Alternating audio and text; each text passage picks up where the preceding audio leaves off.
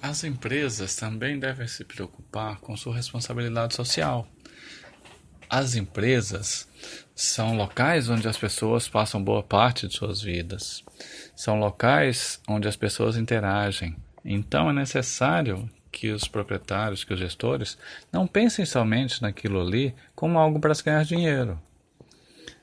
Então, a responsabilidade social, ela está associada ao que a organização fez, o que ela faz para ajudar o desenvolvimento social, seja ele das pessoas que trabalham dentro da organização, de seu entorno, ou diferentes ações podem ser feitas. Responsabilidade social é diferente de filantropia. Responsabilidade social é algo contínuo, é algo da cultura organizacional. Filantropia são ações pontuais que são desenvolvidas para determinadas causas específicas. Quando se fala em responsabilidade social, ela deve considerar os diferentes stakeholders que estão associados à organização e um bom relacionamento com eles, sejam eles funcionários, acionistas da organização, mas também parceiros, consumidores.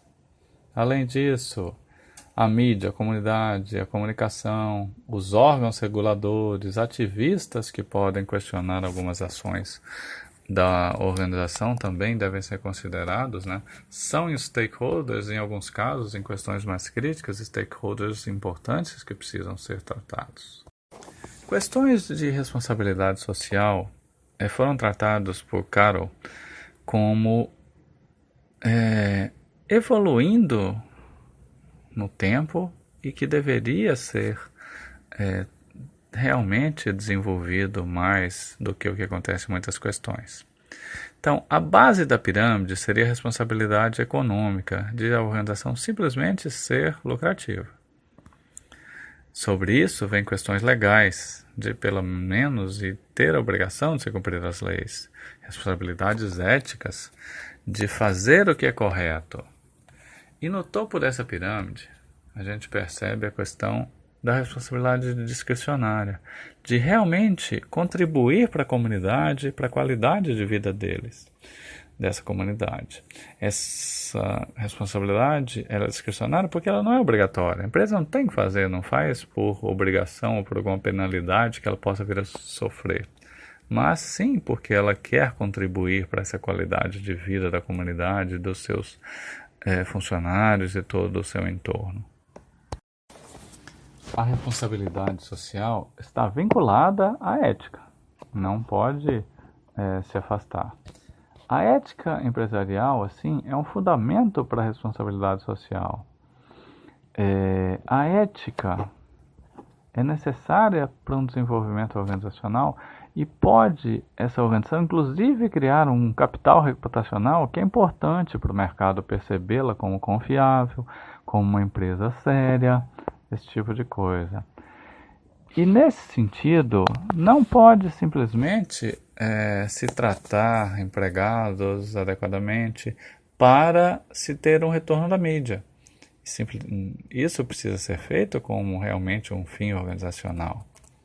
Quando acontecem problemas éticos dentro da organização, isso também tem um impacto muito grande. Então isso precisa ser negociado para que não aconteça e não que seja escondido caso aconteça. Então as empresas têm que se preocupar com questões éticas, né, e mostrarem seus resultados, sua responsabilidade social, sim, mas sempre vinculado à ética.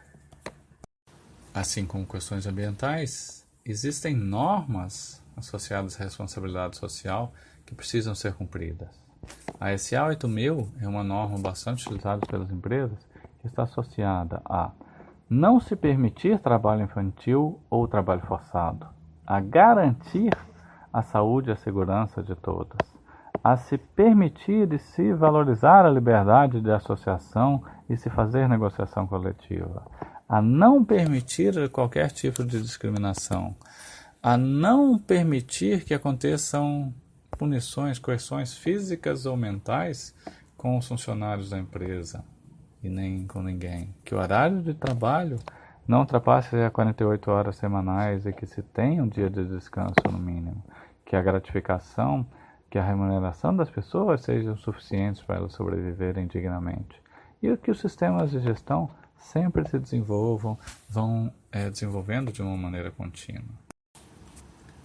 Além da ISA 8000, existe a ISO 26000. A ISO 26000 define 7 princípios a serem seguidos pelas organizações.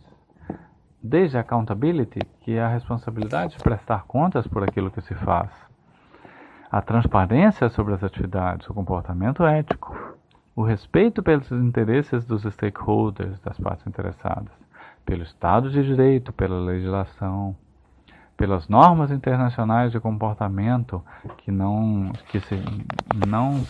se maltrate, se faça com que alguém, por exemplo, de diferentes culturas, diferentes países, sofram constrangimentos porque existem normas não seguidas. Ao respeito aos direitos humanos de todas as pessoas, de todos os stakeholders envolvidos na organização. Questões sociais e ambientais muitas vezes são tratadas em conjunto, porque a responsabilidade socioambiental não pode ser desligada. Quando se maltrata alguém, pode se estar prejudicando o meio ambiente. Ao se prejudicar o meio ambiente, isso pode ter impacto nas pessoas. Então, as duas coisas precisam ser tratadas em conjunto. Para que isso aconteça, essa questão da responsabilidade social deve estar desde os princípios, desde a visão organizacional, para que ele seja respeitado por todos e a alta gestão também perceba e busque fazer uma gestão socioambiental adequada e desenvolver a organização nesse sentido.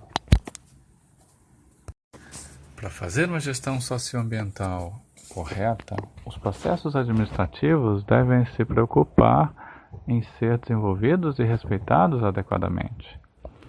Então, essa gestão socioambiental deve definir as responsabilidades socioambientais dos gestores. São os gestores principais que vão dar exemplo, que vão influenciar a organização para que ela siga esses princípios. Deve alocar os recursos necessários para fazer essa gestão socioambiental, não deixá-la de lado e falar assim que as pessoas simplesmente utilizam parte do tempo e tudo mais, que tenham pessoas realmente preocupadas com isso.